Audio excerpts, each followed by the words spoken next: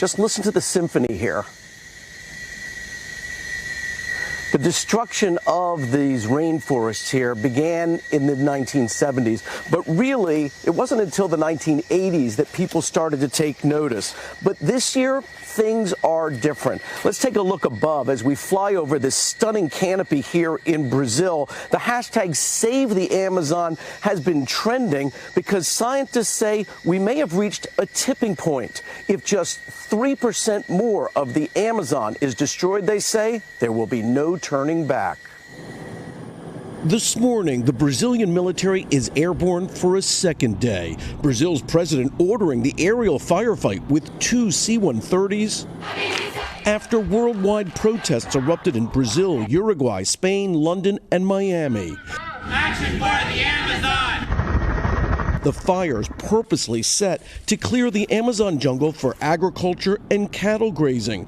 The deforestation has long been supported by Brazil's president, Jair Bolsonaro. The Amazon is very important for climate security, for climate stability, to fight the climate crisis we are going through. This is what activists are trying to save, the world's most diverse ecosystem, spanning across 8 countries. It's estimated only 15% of the animals and plants have been discovered, and now fears the fires will drive what's not even known to extinction.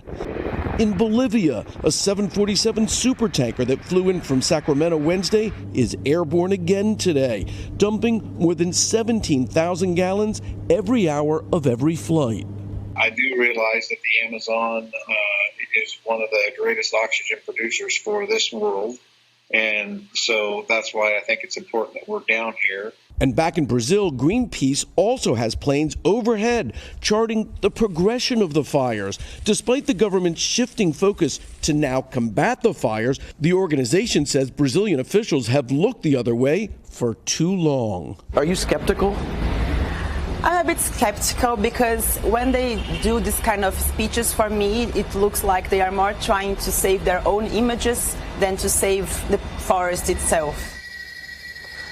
The lungs of the earth. What would happen in the United States if this tipping point is reached? Well, the scientists say there will be a direct impact on the weather in the United States, specifically for growers in the Midwest who are growing corn and soybeans. The weather pattern will change without the Amazon producing as it does. And they say out in California, we would likely see even more wildfires. And remember, Willie, we had a record wildfire season just this past year.